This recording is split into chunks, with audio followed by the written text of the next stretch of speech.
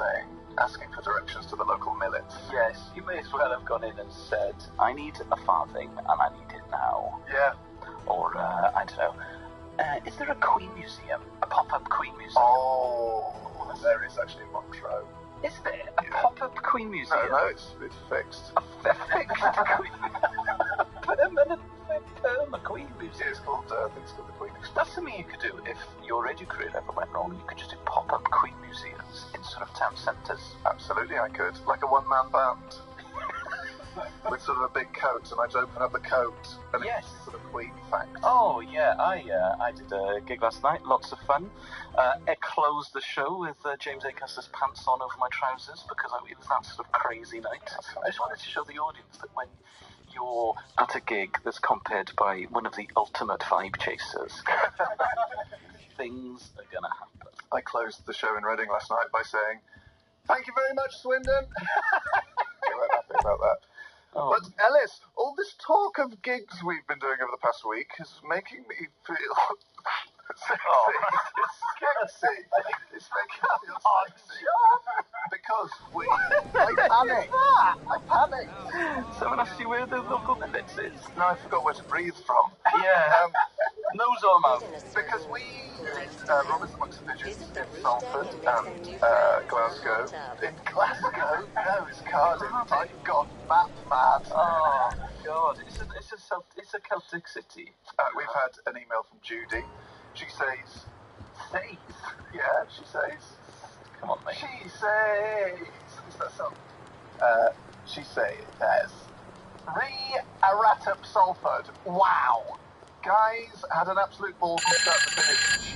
Okay, the networks are down, the equipment is ready, and we've It's so nice to see a warm, engaging and drunken friendship in person. My husband and I laughed all the way through. We even made friends with the guy sat behind us. He and I were super excited before the show. Like the Hammer legends we are, we exchanged stories of our favourite podcast moments. And intern Vin, how lovely to see him too. I think he and I could be best friends given half a chance. It's so obvious. You all love what you do, so thanks for bringing that all the way to Salford with love, Judy. Hey, thanks, Judy. Thanks, Jude. We're going to talk a bit about Salford. Yes, because it was the best day of my life. Yeah, it was up there. No, it was. It probably was. All right, we might there. Top 5. Top Easy 5 best days. I'd say top 3. Yes, Folly Farm, 1992. Got to Stroke a Goat. Super. Ellis James and John Robbins. Radio. Busy Earning by Jungle. That's because we've been busy earning this week, because Ellis and I played to a sold-out Salford Lowry Theatre. And also Cardiff Glee. Tickets were very reasonably priced. Yes. Interesting with the Cardiff Glee is, I would say, about 300 podcast devotees, 100 confused people, 50 people who thought I was going to be performing stand-up on my own in Welsh. Yeah, it was interesting in Cardiff because when, I think after about the first 10 minutes, they had a lot of questions. First of which was, who is the other guy who came on to One Vision by Queen and pretended he was Freddie Mercury for a full 90 seconds? When I think they'd expected to see Ellis talking in Welsh about sort of various traditional Welsh things. For 2 hours. For 2 hours. Yeah. But so it took a while to win them round. But we did. But we did, because most of the confused people left. Did people leave? I saw a few people leave. Because if you're turning up to the Cardiff Glee thinking that I'm going to be performing stand-up in Welsh, to see a man you've never heard of read from his autobiography.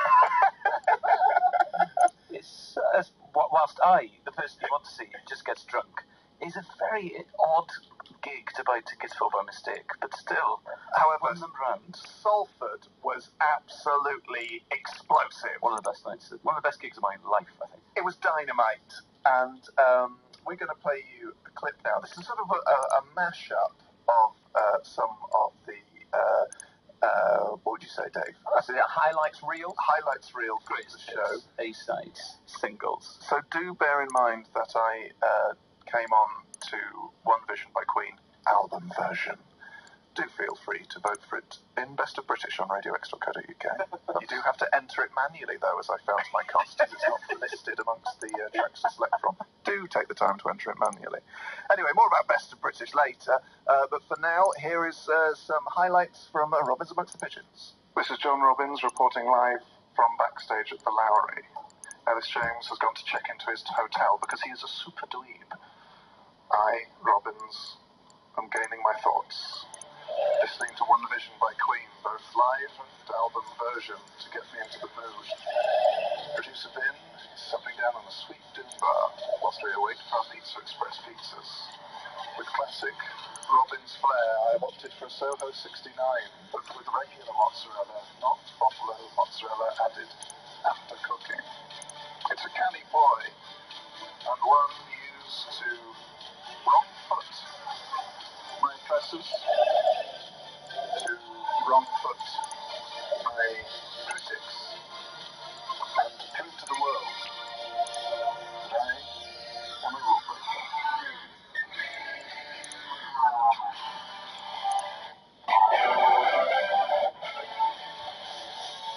It's 2 minutes to showtime. Don't Stop Me Now is playing in the room. Ellis is shadow boxing in front of a mirror surprisingly well, considering I know that he hasn't been to his boxing gym for a year, even though he still pays for it. He's in the top tax bracket. Any thoughts, El? Yeah, Ellis is in that state of mind. He's now skipping with an imaginary rope. Our audience awaits.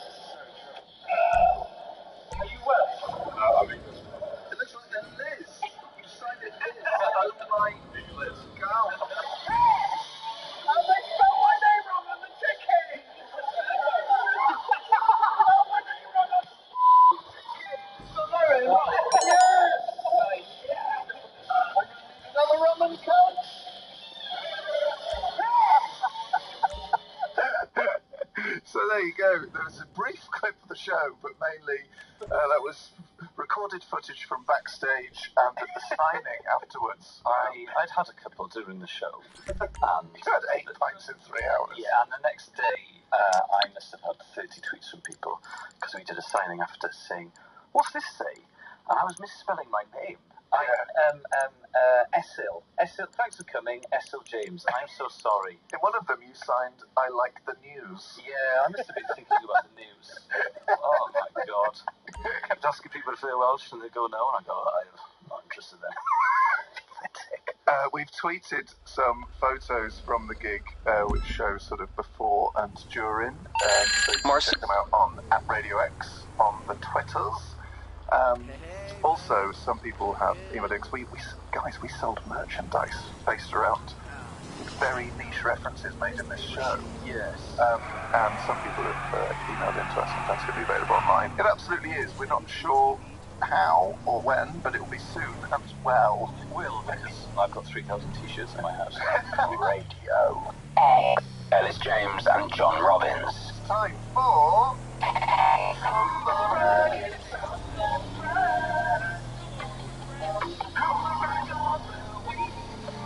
That's right, folks. We've been sifting through the humble brags you've sent in to Saturday at radiox.co.uk.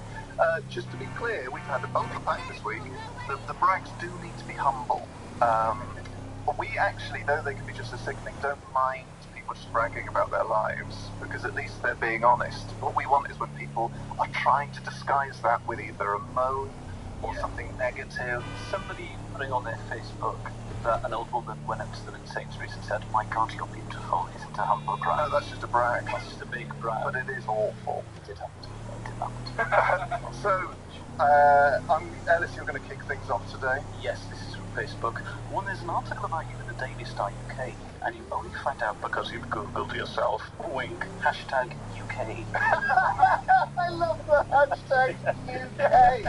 Big, broad, isn't it? Also, it's from a model. The idea, if you're a model, that you wouldn't know that the Daily Star were doing an article about you? Of course you would. Your agent would call you up and say you're in the Star today, well done. Yeah, that's what you pay PR teams for. Absolutely. Hashtag UK. It's on that hashtag UK. It's fraud, isn't it? It's fraud. How's our guy? Did he throw up in the back seat yet? Don't worry, we get those things sluiced out at the end of every shift anyway. Just ask me if I had anything with my name on it. I nearly gave her a copy of my book. You awful man. I hope it's a book about how you're the worst in the world. Just thinking, this is our humble brag of the week. It certainly is, mate. Just thinking, life must have been so much simpler before owning a horse. Right out loud. This is Firestarter by The Prodigy. Someone's just sent in a phenomenal photo of Ellis at the post-gig signing last week. I hope we're going to tweet it. He looks like he's having some kind of attack. Radio. Ellis James and John Robbins. Firestarter by The Prodigy. What a tune, but would it be your best of British? I absolutely love that song, but what we're doing is... I do find it quite scary. I like being scared by it at the time. But you'd have been about 15. Yeah. Oh, grow up, John. You're pounding coin. It was terrifying. In a great way. And I think it seems to be in the top 10. I love Firestarter by The Prodigy, because what we're doing, if you don't know, is we're compiling the best of British top 100 on Radio X. We'd like to hear from you what song you think deserves to be number one. You can vote right now on radiox.co.uk. Everyone who picks the top British track will go into a draw to win £1,000 and an iPad, which is great. It's like a big iPhone. And just to be clear, but you can't use it as a phone. No. It's like a big iPhone, but you can't make calls on it. But it's a small MacBook Air. Yes, yeah, it's right slap bang in the middle. My girlfriend bought me one and it sat on the sofa unopened for a week until I told her that what I really wanted was a beer fridge. And it was exchanged. I've got one. That's great. You have got one? That's a great times on it. Oh. Just to point out a bit of logistics, folks, when you do log on to radiox.co.uk to pick your best of British, the only Queen song that's been pre-selected is Bohemian Rhapsody. However, you can enter them manually, whether it's Somebody to Love or Good Old Fashioned Lover Boy that you want to select, whatever is your... If you've lost your mind. Whatever is your best of British Queen song, which Breakthrough. Breakthrough. Great track. Fat-bottomed girls. Yes. So this competition is all about selecting your best Queen song. No, it's not. No, it's not. So what I would do, and have done several times on different computers from different IP addresses, select Bohemian Rhapsody as your number one, and then enter manually 2 and 3. If you want to give a nod to Beatles or Gorky Zygotic Monkey, feel free to do that. Again, you'll have to do that manually, but I've done it, and I've had a great time doing it. And my iPad, which is a big iPhone, my iPhone, which is like a small iPad, and my laptop, which is just a laptop. Ellis James and John Robbins. Radio X. That was Rock the Casbah by The Clash. Is that your best of British? If so, head to radiox.co.uk to vote for your best of British. I'm in the process of doing it now, and I'm just struggling to come up with my third Queen track. I've gone Bo-Rat 1, One Vision 2. What Vision is your second favourite Queen song? No, but it's just in my head at the minute. Right, okay. Do you know what your second favourite Queen song is? Or is this an ever-changing list? My first favourite is Bohemian Rhapsody, but I'm putting that in because I think that's got the best chance. Right, so you play percentages. Yes, please. So third, I'm thinking of going maybe the Prophets song, something really out there, Brighton Rock. Oh, it's Brighton Rock. It's Brighton Rock. By Queen. Yeah, I'm just typing that in now. Brighton Rock. Add vote. If you're playing the percentages, I think very few people are going to be putting Brighton Rock in. Come on, go. But those who do will have such a great sense of self-worth. I've submitted my vote to Radio X thing. The best of British. Sorry, not really trying to be vague about it. Radio X thing. It's the B&B. Yeah. The best of British. Anyway, ladies and gentlemen. No, we're not talking about roast dinners or crufts. We are talking about your 100 greatest songs. Oh, we're not talking about crufts, because crufts is a blot on the British paper book. Copybook. Because of the inbreeding and poisoning. Oh, dear. Anyway, you've given inbreeding a bad name. Oh, the dog's pretty. He's got a heart defect. Never mind. That's basically how Crufts works. It's still roasted, is it nice? Yes, well, if they're vegan. Or vegetarian. Bit of a point of contention in that Alright case. then. Roasted potatoes and cauliflower is nice. Yes. Couldn't agree with you more. Guys, we've got an exciting announcement to make on here on the Ellis James and John Robbins show. We've got an initiative we want to run by you. We need to make Ellis and James more clickable, more snackable. John. Oh, yeah. Okay, sorry. We need to make Ellis and John more clickable, snackable, digestible, vine-worthy. Yes. We are aware that many shareable content. Me and Ellis and I are aware that many of our fans, many of you who listen to the podcast, find it hard to spread the word when all you've got is a fantastic, if long, podcast to share with your friends. Maybe they don't do podcasts. Many people don't. So what we would like you to do is we are going to harness your talent, because so many people send us in things they've made or designed. What we would like is for you to select your favourite clip from the podcast back catalogue of some 110 or so podcasts and animate it for us to share, to advertise, to put on YouTube, to what's the word? Basically, showcase your wonderful talent. To showcase your talent and also our talent, because I'm not going to be that rush. I will overstretch myself on the mortgage. We need to make Ellis and John partnership work. At the moment, Izzy's main breadwinner. That's great, but I really do feel that I should be pulling my weight. So if you could help me with that, that would be absolutely fantastic. So what we'd like you to do, expensive. if you are so talented as to be able to find a clip between 30 seconds and 2 minutes, animate it, and send us a link to saturday@radiox.co.uk with the subject line, YouTube. Yeah, if you work maybe in a Lloyd's pharmacy and you can offer me some sort of deal on Calpol, that would also be great. Same email address applies. Yes. And what we'll do is we'll pick the fine best. Fingers crossed we get a fine. Or we'll just pick the fine that exists. And the winners will be able, we think, to come and visit Radio X Towers and have a couple of sweet session ales with me and Ellis. Will they? Yeah. Oh, great. Okay. I'm up for that. Magic. I didn't know that, but I'm very glad that is that a prize? Is that a prize? Of course it's a prize, mate. No, it's not a bird. No! I mean, you don't have to come. It's more of a bird than a prize. You're not going to get Moyles turning up at your doorstep and going, right, get in the van. Yes, you've got to see Ellis and John. That's not going to happen. I mean, he's too busy. Stick the Radio X van driver. Yeah. Hostage taker. So, just to recap, we would like you to pick your favourite clips, animate them between 30 seconds and 2 minutes, and send links of the file to saturday@radiox.co.uk with the subject line, YouTube. Ellis James and John Robbins. Radio X. Now it's time for textual healing. I told her that I didn't bend it like that. I have a doll house in my bedroom. I think I've just drank some wood.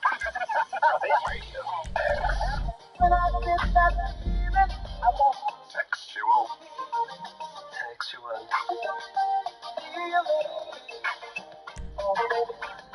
Every week, John and I, we try our best to solve the problems of a listener, and we have a listener on line 5. Listener, are you there?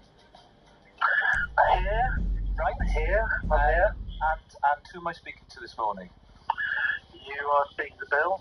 Is that Ellis? Yes, it is. Yes. Hello, nice Ellis. to How hear are from you, Bill. Obviously, you're a long time. Bill Walker. Bill Walker. Bill. Oh, it's old Bill. Yeah. It's the old Bill. Long time friend of The old Bill. Okay. Less of the old. Is that John as well, I can hear? Yes, it is Bill. Well. Hello, John. How's life been treating you since last we spoke? How life has been treating me? Very well, actually. I haven't had need to call your show for must be about 10 months now. Yes. But something's cropped up, and so here I am. Fire away, mate. Fire away. Well, I've got a couple of problems, so which do you want to choose? It's a straight choice this time. Cat flap or widescreen? Let's go for widescreen. Yes. I think I can sort widescreen myself, so we'll go cat flap. Okay, great. Deep in my heart, I know. I've got to buy a thinner screen. I know that. Right, that's fine. It doesn't need DJs to sort that out. Can we talk about this cat flap? Yeah, hit us with cat flap. So I bought. Well, I mean, it's a story as old as time. I bought a cat flap, buoyed by one of the girls in the office saying, cat. She kept on saying I should get a cat. Anyhow, I've made the first step. I bought the cat flap. So I suppose the question is, what now? In the sense that I know if I have any hope of getting a cat, I know I need the cat flap. But I've got the cat flap. It's in my flat, and I mean I can't emphasise enough. What now? So where is the cat flap installed? No, this is the problem. This is the. Right. I don't know quite where to install the cat flap. It feels like I can't put the cat flap in my door because that doesn't really get me anywhere because that goes out into the corridor. Where I wanted to put the cat flap was somewhere where it could go and sort of overlook the balcony, and then maybe the cat could climb up the balcony.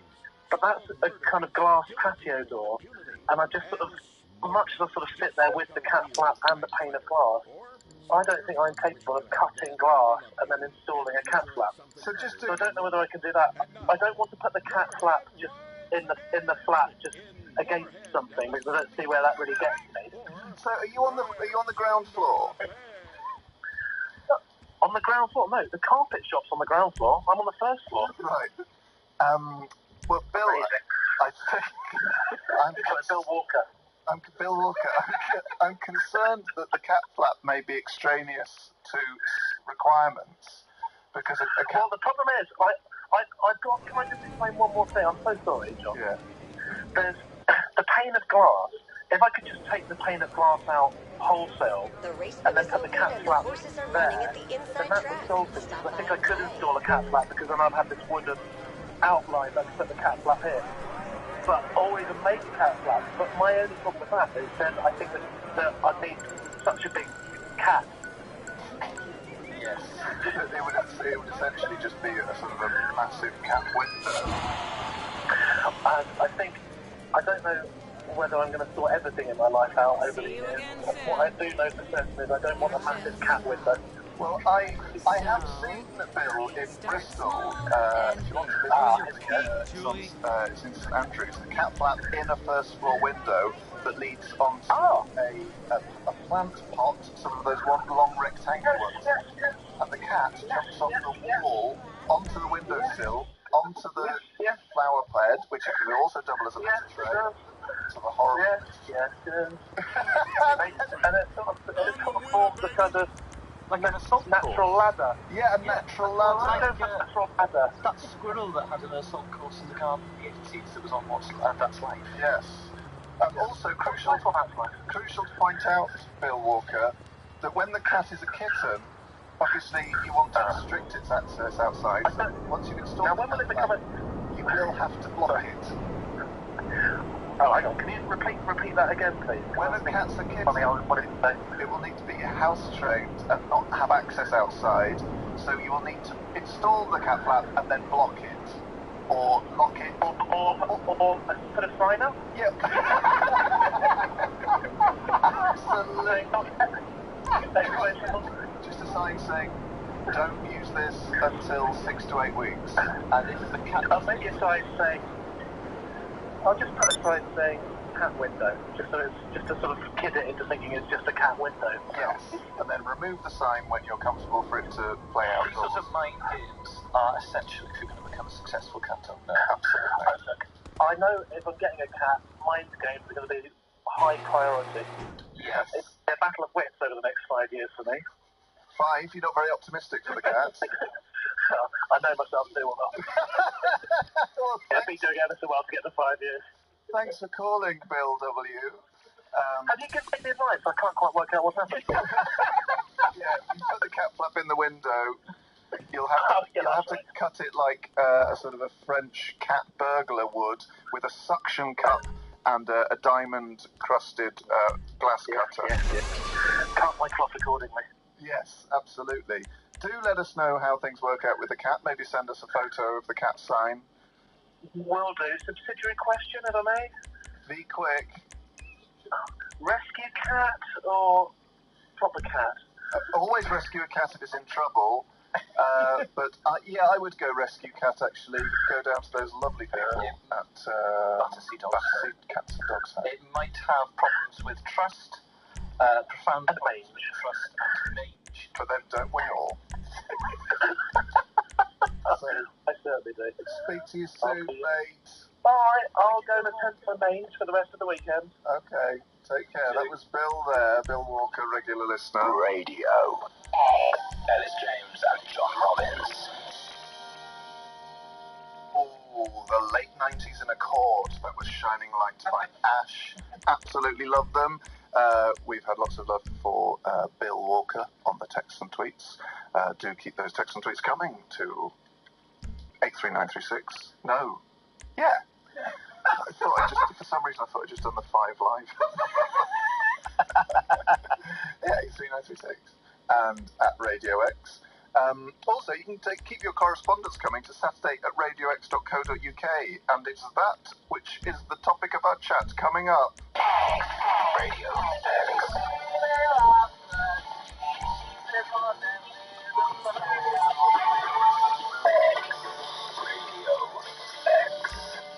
Yes, folks, we've got a huge amount of correspondence this week, and we thank you for it all. It has all been read. But we've got one thing we'd like to highlight in particular. Some others will be read out on the podcast, so do download that later. We always have an intro and an outro where we do at the end of the podcast, we do the Keep It sessions where we play clips of our favourite songs. However, this is from Sam. And we mentioned this a couple of weeks back. Sam has created an analysis of Ellis and I's spoken discourse for his... I think it's for a teacher training or for his So a linguistics degree or something. Yeah, university project. He's created a sort of a script which he's commented on. He's transcribed our speech. Yeah. So he's transcribed a podcast intro. Yeah. Because he thinks that John and I speak to each other in a way that is worthy of analysis. And he's done a flow diagram with observations, which I think we're going to tweet. Is that right, Ben?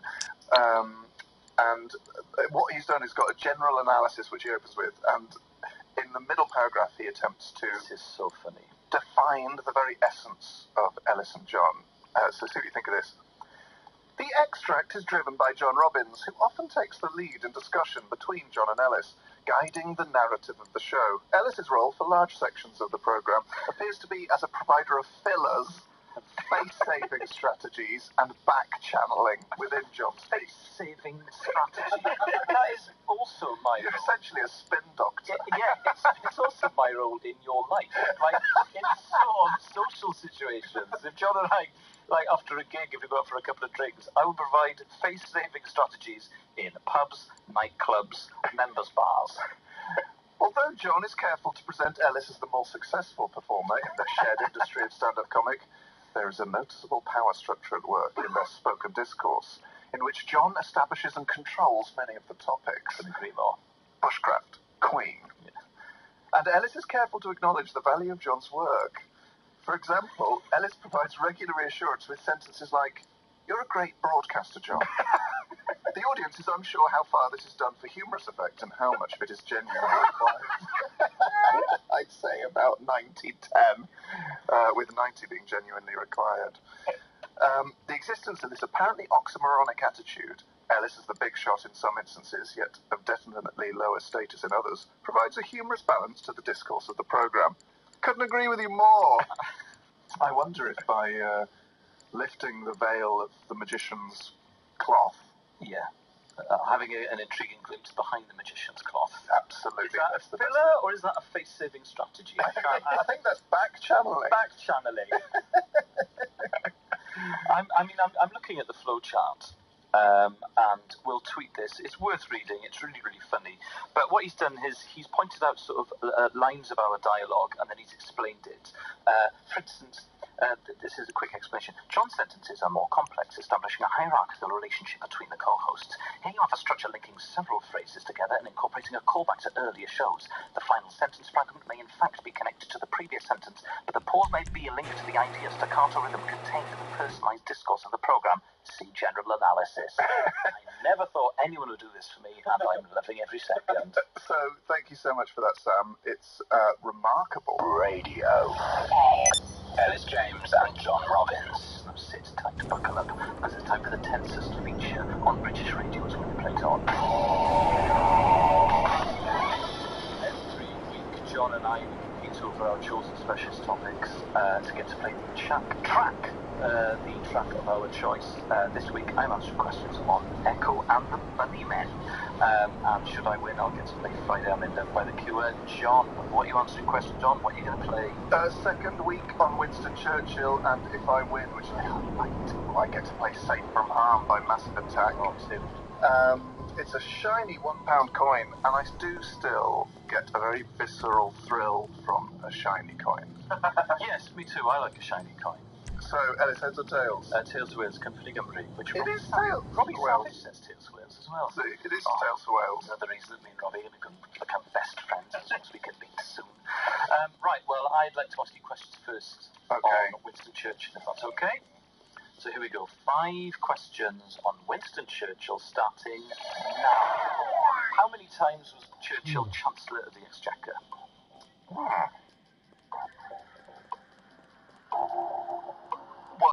Once, correct, 1924 to 1929.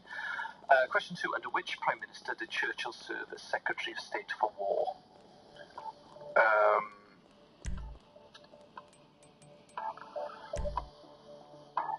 It's the one who he succeeded the first time he was Prime Minister. Well, under which he was Secretary of State for War, so who was Prime Minister at the time? I'm going to have to hurry, I'm afraid. I'm going to have to hurry. Baldwin.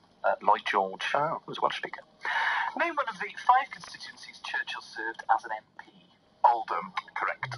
I also would have given you Manchester North West, Dundee, Epping, or Woodford. Question 4. Which Nobel Prize was Churchill awarded in 1953? Literature. Correct. And question 5. Which school did Churchill attend from the age of 13?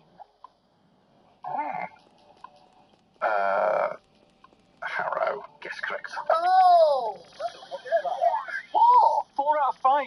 Well, I've not got my work cut out then. There are a number of guesses there. Good questions, though. Yeah, I've already started writing questions for week 3, so I'm not very confident on Echo and the Bunnymen, but still, here we go.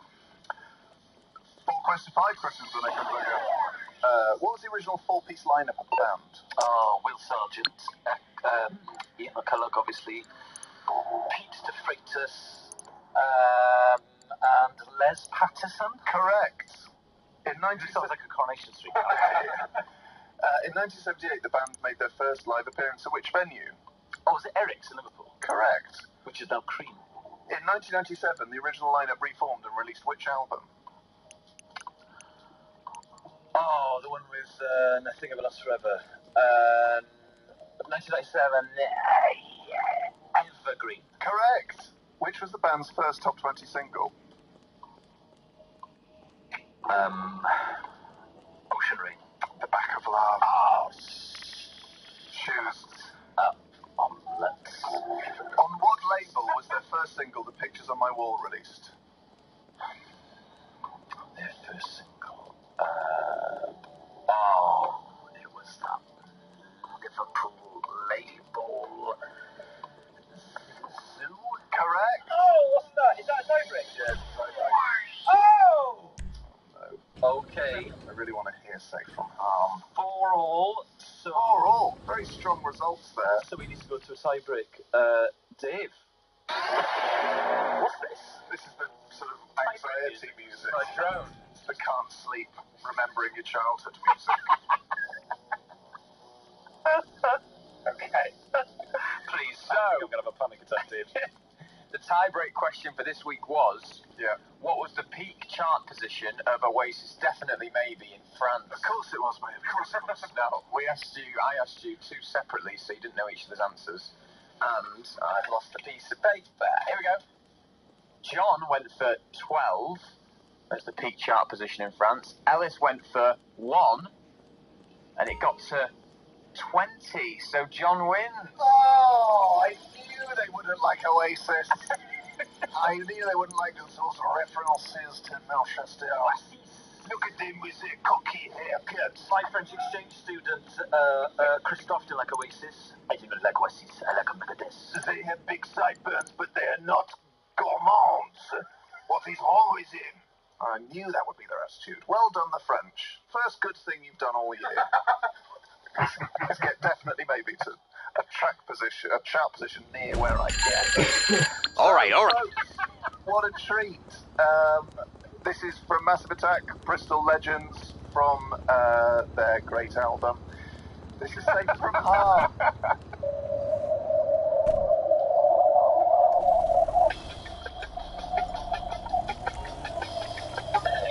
Ellis James and John Robbins. Radio X. Massive tune from Massive Attack. Lots of love coming in for that.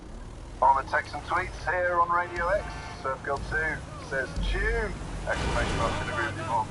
Surf Girl 2, this is Radio X. Massive Attack there. Big fans of Massive Attack here on Radio X. And anyway, for more music, Ellis, you've got a big track for next week. What's it going to be? I'm going to bring Habit of a Lifetime, which is rugby player. I'm going to do Welsh legend, Jonathan Davis. Oh, controversial. Let us know what you think about that. Text and tweets. Keep them coming in. Well, we've got coming up music from the XX, the Maccabees, Wolf Alice. Looking forward to playing those all the way through till 1. Stay tuned to Radio X. Ellis James and John Robbins. Radio X. The Maccabees with Marks to Prove It. And you might want to give that song Marks to Prove it's your best of British track. If you want to do that or vote for other Queen tracks, head to radiox.co.uk. You have to select 3 songs that represent your best of British. What's it going to be? Early Queen, Middle Period Queen, or Late Queen, or Maccabees Marks to Prove It. There are other options available, but those are really the big ones. Roger Taylor solo work. Yes, please. Happiness, Fun in Space, Strange Frontier. Fun in Space. I like that album, mate. I think so. You there? It could never happen here, but this is a strange frontier. It rhymes. Yeah. Anyway, folks, that's I'm willing to bet £1 billion. That's the first time anyone's ever sung Roger Taylor's solo lyrics on Radio X. Yes. I think that's money for you to spend. So, team, radio listeners will know that over the past couple of months we've been getting an insight into some of the early formative stages of Ellis James's stand-up career, because he kept religiously a diary of his first gigs, some of which featuring a talented, mysterious comedian called John Robbins. I found the diary with where I take your phone number the first time. Oh, that must have been a big moment. John Robbins, which I've misspelled, 2 B's. Bristol Comic, bracket, question mark. So, Ellis, have you got an excerpt for us today? Yes, Gig Diaries, here we go. 23rd of March 2006. Idea. Talk about being single. Maybe act out eating a ready meal in a sad way. Open brackets, if they're going for it, do take my time to enjoy this. Write jokes about radiation as everyone has heard of it. Yeah, no, that's true. 21st of November 2005. Joke ideas, themes, riffs, topics. Things I cannot do. Order wine properly. Mix cement. Understand or empathise with gang warfare. That is a standard. Imagine the link between ordering wine and mixing cement. Strange link, tenuous link. 19th of the 6th, 2005, Bristol Jesters. Oh, big gig. The old room as well. The shape of the room is hard. I couldn't connect with people. Ironic impressions just sound like I can't do the impression. Head teachers drinking from a cafetiere is too easy a target. You can never accuse yourself of being hackneyed. The old stand-up cliche. Okay. Teachers drinking from cafetières. Also, the joke about Kofi Annan doing a speech at the UN Christmas do was confusing and very few people got the reference. And he was interested at the time, he was Secretary General of the UN, now obviously it's Ban Ki-moon. The idea of you in jesters on Friday night. Gig, the Thursday one, Sally's gig. Oh, trying to sell your Kofi Annan. Yeah, having just talked about head teachers drinking from a cafetiere, them not going for that, and me think it's because it's hack. It's because I've heard it all before. Northampton Pickstrom for Avalon. Oh, busy. Top words. Feeling Yeah, a little exactly. off. That November 2007. Okay, I'll hold off. If I'm to make it as a professional stand-up comic, these gigs have to be my Yes, bread I and butter. can't wait. And yet I let the occasion get the better of me. It's gonna Just before I cost brought a on Will little, Hodgson, I but broke my I stride to can tell a hook lady in the this front up. row that her Kiev had arrived.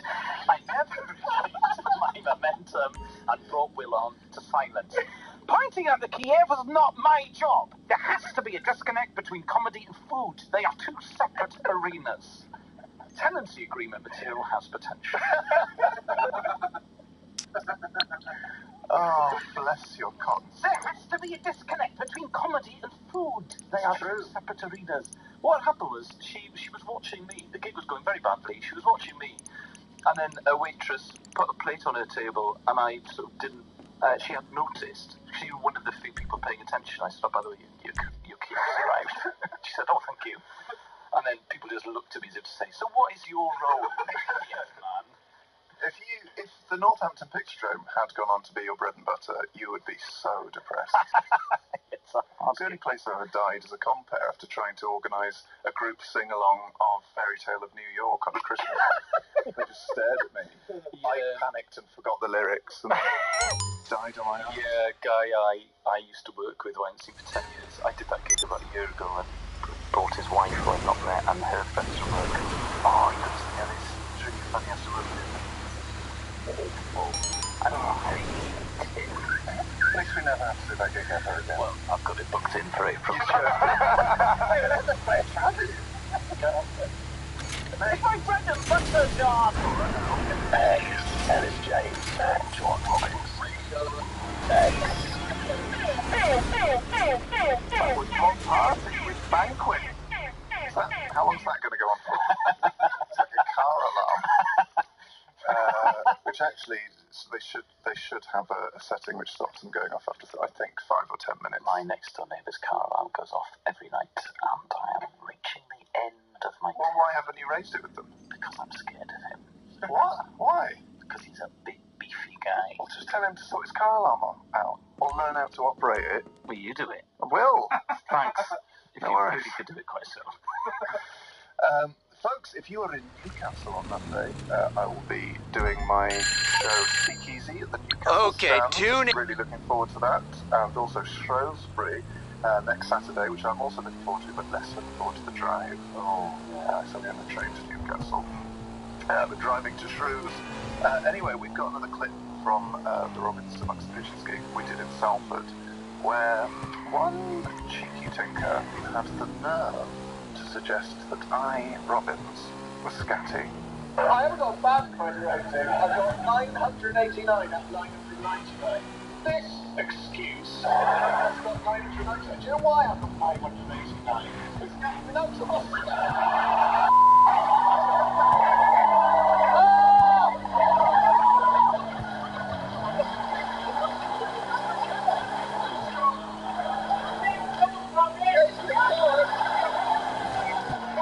The reason my credit rating is on 999 is I've never closed a credit account because I have never needed to. I had a credit card for 30 years. Why would Just a lot of people have been concerned about why my credit rating is 10 points lower than Ellis's, and I just thought I want to get that, put that to bed straight off the bat. Get it out in the open. Yeah. You know, Just, I knew it'd be on the minds of everyone at the gig. I think it's certainly on the minds of some people on that gig. I love it. Basically, if you're maybe a new listener, John was late to the show about 6 months ago, a year ago maybe, I can't remember. And John is never late, and he absolutely loathes being called Scatty, which I hadn't realised, but his girlfriend texted me to say if you call him Scatty, he'll lose his mind. So it was very, very funny. the good people of Salford to tell us how good that is. It was such a fun night in Salford. Yeah, God, I love Manchester. It's my spiritual home after Trimsavam. But rest assured, folks, there will be more Ellis and John live news. Probably something coming up in the next couple of weeks to talk about. Yeah, we've got big plans. So that will be for autumn time. So stay tuned. Let's just say that we were given a spreadsheet by your agent, which John looked at over for ages, and I have lost. Ellis James and John Robbins. That was Out of the Black by Royal Blood. You're listening to Ellis James and John Robbins on Radio X, and time to say goodbye. Yeah. As I started to sing it, John, you had a blissful looking right. Well, I played that song when I recycled all my empty rum bottles. Oh, God. I felt wistful. Time to say goodbye. What is this? Oh, your falsetto needs brilliant tenor. Thanks, mate. But what have you got? Oh, you're gigging tonight, aren't you? Yeah, in Bristol, Brisbros. Any tickets left? What? Any tickets left? Not for this one, but I'm doing 2 shows at the Comedy Box. One in April, and there are tickets left for the April. Do check, if you're Bristol-based, do check out the Comedy Box, which is the best gig in England, I think, or certainly one of my favourite gigs in England. Yes, absolutely. Best gig in Bristol by Absolutely. 1,000 million miles. Country miles with carrots. Yeah. On, because it's in the country, and you've got to cross a stile, and it's still the best gig. Yeah, I like the Comedy Box. I want it done in writing. And I need to chill out.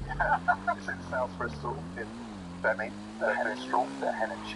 What are you doing this weekend? I have got no memory of it. I don't know, I'm sure it's been by... You haven't got a memory of I've got a memory of the future, yes. I'm a time-travelling cyborg. Or am I? I don't Well, think you'll be able to sort it. What, being a time-travelling cyborg? You get very confused. Oh, you do need a passport if you're a time traveller? At least a driving licence and a utility bill. What about a debit card? No. If I couldn't prevent like a war from 1,000 years hence because I only had a debit card as ID. Oh, that's an interesting space trip. This is why we don't do sci-fi. Folks, the podcast is going to be available very shortly with the addition of the intro and the Keep It Sessions. So do download that on the usual places. It just remains for us to say thank you very much for being with us today. We will see you next week. Goodbye. Goodbye. Ellis James and John Robbins. Radio X. Right, welcome to the Keep It Sessions. There's that part of the podcast where every week John and I take in turns to recommend music that means an awful lot to us. John, it was John's turn this week. It's my turn this week. I'm going to choose Bert Jansch. Now, Bert Jansch, he was a real spearhead of the sort of early 60s British folk and blues sort of explosion. There's a lot of folk and blues music came out. The folk clubs were very, very popular, but he was the big dog, and he's an absolutely incredible folk guitarist. Neil Young called it the Jimi Hendrix of the acoustic guitar, which I think A is true, but B, I've got a slight problem with that turn of phrase because people use it for everything. I once saw someone being described as Jimi Hendrix of the accordion. I think someone setting an accordion on fire. But anyway, he's a really brilliant acoustic guitarist, and he had an interesting career because he was popular in the 60s and I think the 70s, and then he had a very quiet 80s where he ran a guitar, he owned part of a guitar shop that went bust. He moved to Aberystwyth and didn't get on with the locals, interestingly. But then by the 90s, people like Graham Coxon in particular and Paul Weller rediscovered his records and started talking about his records in Magic. And then he was sort of rediscovered by a whole new generation. There was a sort of folk resurgence in the sort of late 90s. People realised how talented he was. I saw him live at the Fremont Festival a couple of times, and I saw him play Cardiff, and he was absolutely amazing. Except he died a year or two. But his first album, Bert Jansch, and the second one, Jackaraya, are both great. So I'm going to play 30 seconds from Stories on the Highway, which is my favourite song of Bert's.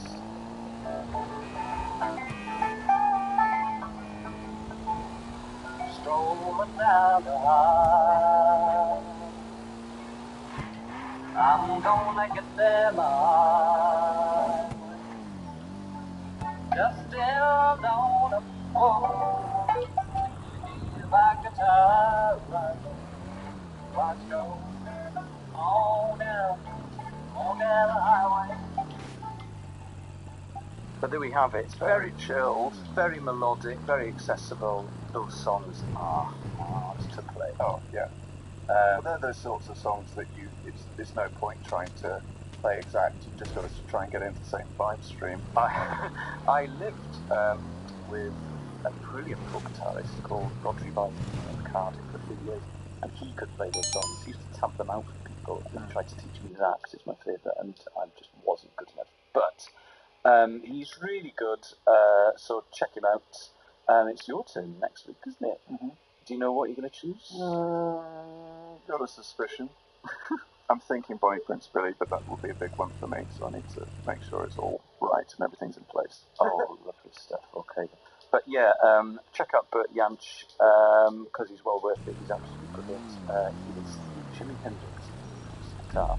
And once John has done Bonnie Prince Billy next week, after I will do Jimi Hendrix record, yeah. Find out who it was, and I'll do that. Anyway, thanks for downloading. Goodbye. Bye.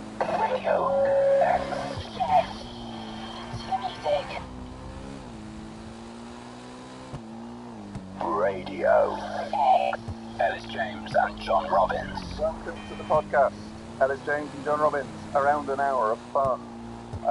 We have a good show today. I've got to hot-foot it to Shrewsbury on my tour, and I've got to be out here in 9 minutes, so I'm going to have to pay an extra £7 for my parking. Oh, one of those classics.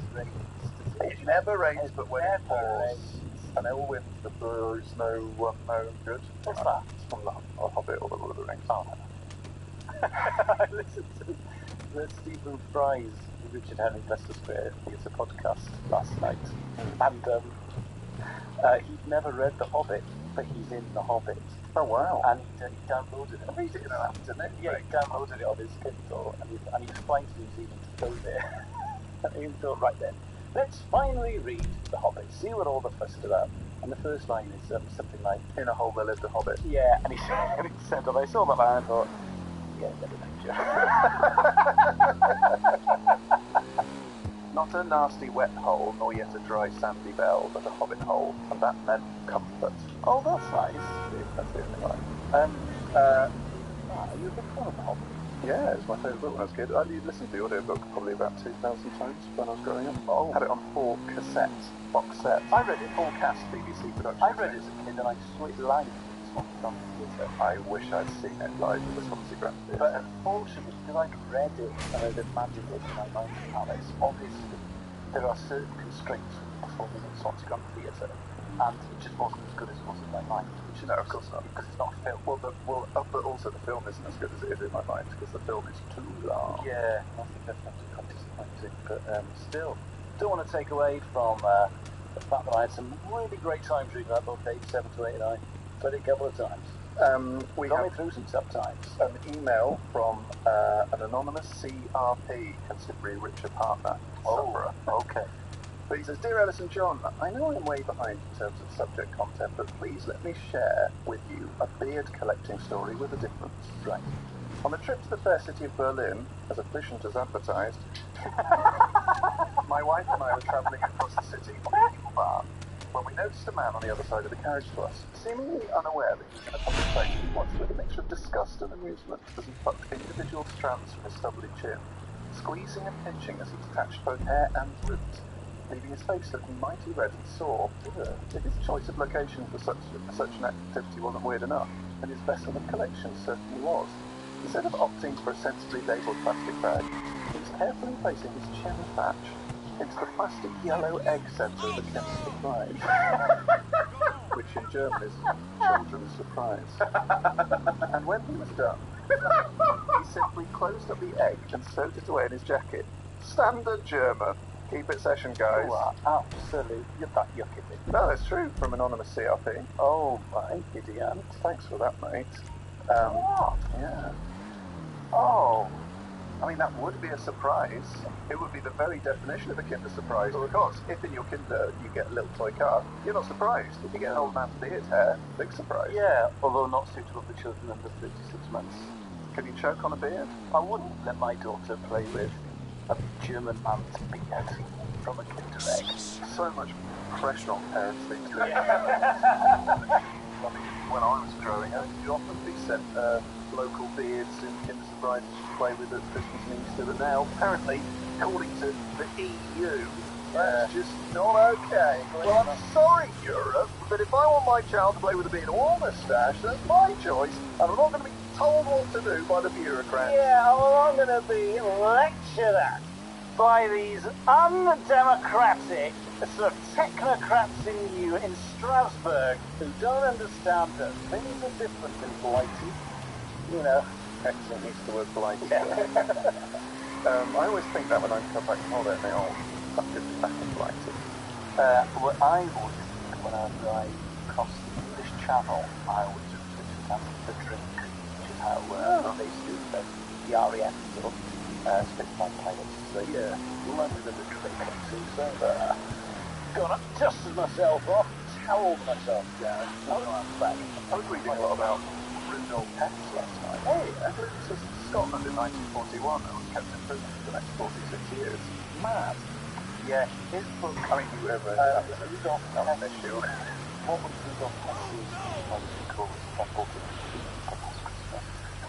Did you? Yeah, he was the architect of The Nazis? yeah, he was the architect of the Nazis. Oh God. Riff, John, on Rudolf Hess. No, don't riff on anything but Rudolf Hess. What papers he lived till 1987 in a sort of a semi-secure unit. And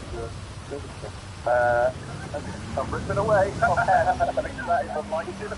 Yeah, it is. Anyway, Looking forward to Tuesday, John.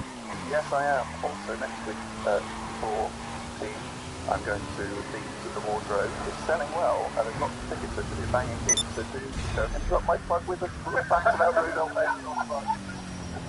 So do come along to the Wardrobe. There's some tickets left for that. It's going to be great fun. Also, Hemel Hempstead.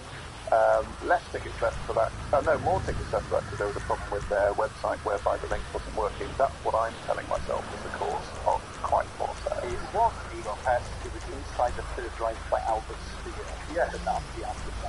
Yeah, and Speer was the sort of one of the few in the Nuremberg trials that sort of took responsibility. So he got off with a 20-year sentence released in 1967 and then wrote extensively about fascist Nazis after the Soviet Union in 1969. We should drop it. Yeah. So, thanks very much for listening. Keep it sessions coming up as usual. Yeah, it's not as Nancy heavy as you listen to on this podcast. Yeah, Alex quite thanks Wagner this week.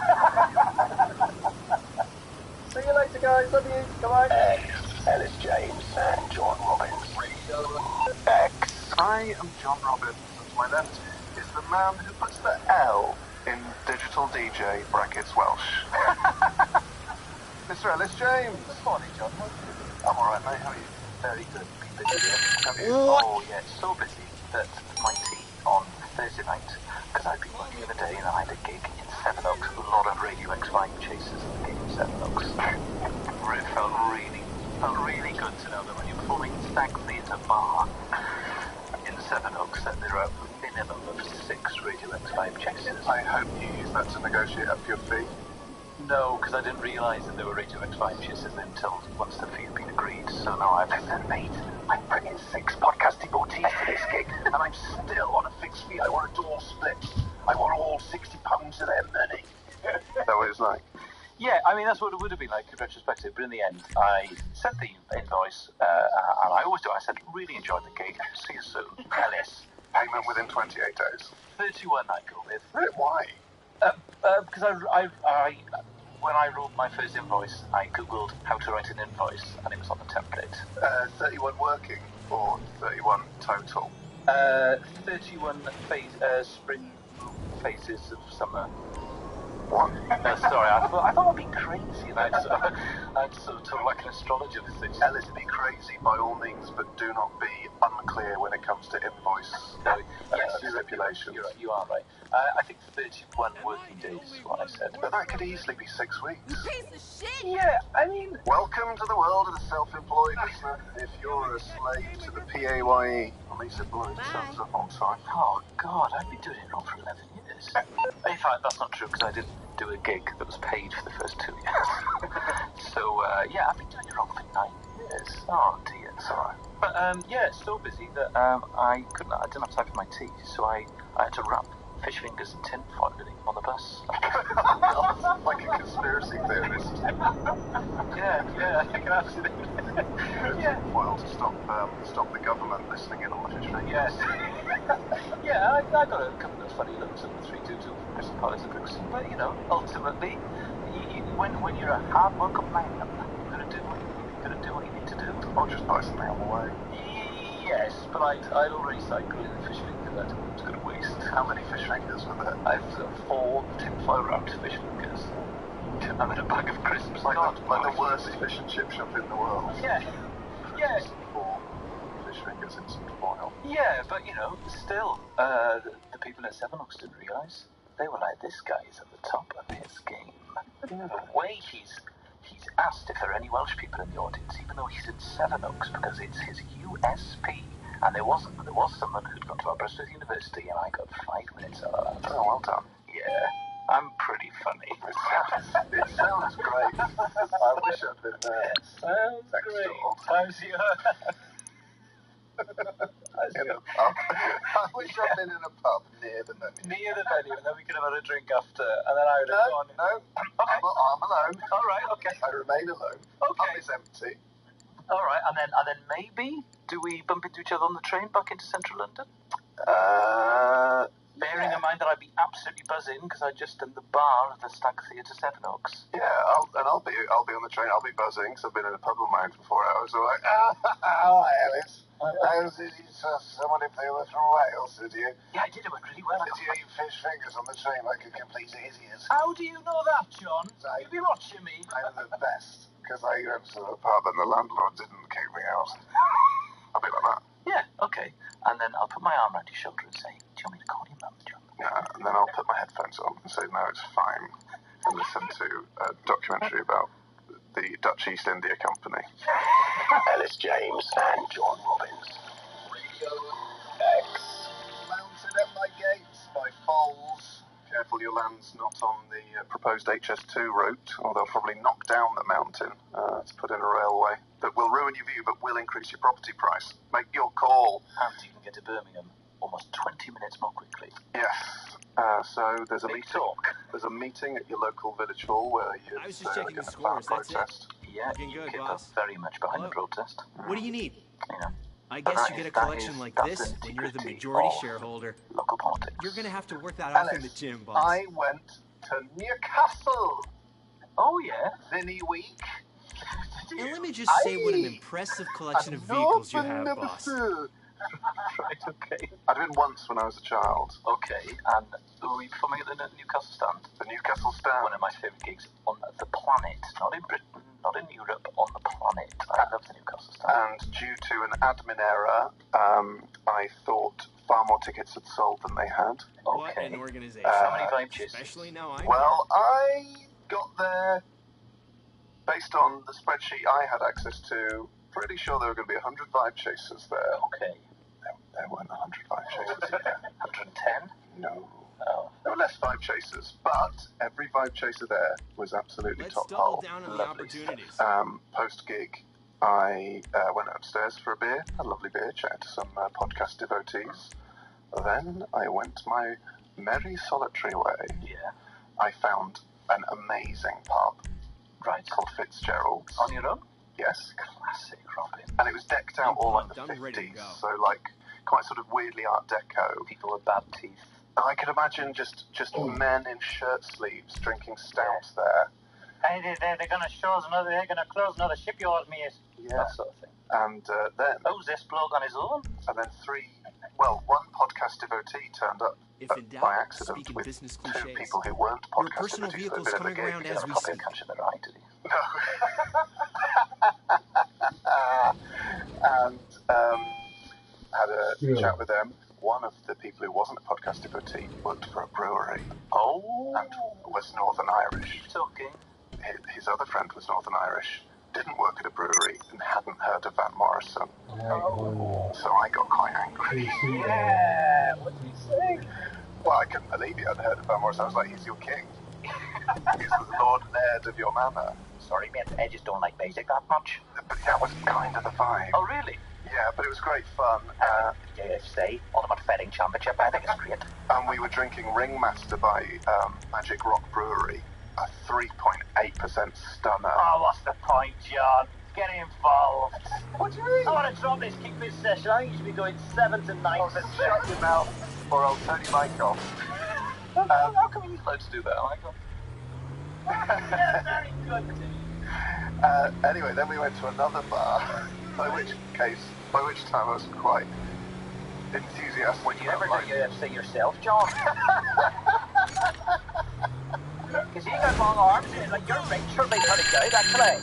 And they kept saying that they were having problems with damp in their student accommodation. The last thing I remember is just me in this gin bar in Newcastle going, you don't know how much power you've got. You don't know. With landlords, you don't know how much power I had damp, and I took photos of it when I moved in, and you've got so much power. Go to Citizens Advice Bureau if the Tories haven't got rid of it. John, I've actually got my tenancy agreement in my bag. Would you like to see my tenancy agreement? Yeah.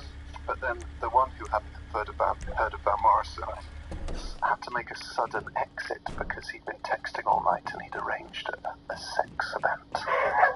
And it turned out he was out of the 3 was a sex man.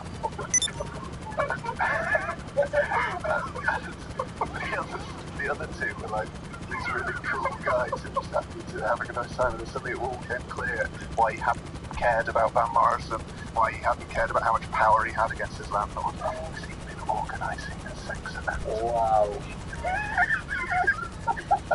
I've got to go. See you. Yeah, that's what it was like. Wow. But anyway, I can't remember any of your names, but I'm Ellis, that's Dave.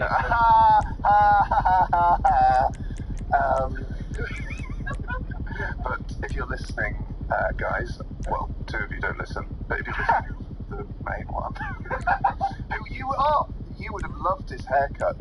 He looks like you and producer Dave, the sort of people you like. Oh, yeah. Like a tight fringe type, sort of like Lego Man's hair, odd-wise. Thank you. I'll try and find a photo of him. You took a photo of him? He took a photo of him with me. Oh, why have you got that photo? Because he tagged me in it, so it's on my thing, so I'll find it. He's not become your best friend. No, but a lot of people come up to me after gigs, and because they're sort of dressed like mods, Yes. all I can really say to them is, Ellis I love the way you dress. There's a guy the other day, I just kept telling him how much you'd like his shirt. Well, that's ideal. I mean, and also, I'm sure, very accurate. But, but the gig went okay, did it? The Newcastle stand? Yeah, it was really nice, and the stand, great venue if you're up in Newcastle. And I realised the reason I never gigged in Newcastle before is previously the only gig there was an absolute nightmare. Yes, it was a friend of mine at that gig got chicken Kiev'd off stage. Mini Kiev'd. They threw mini Kievs at him and said he left. Radio. Ellis James and John Robbins. Time for...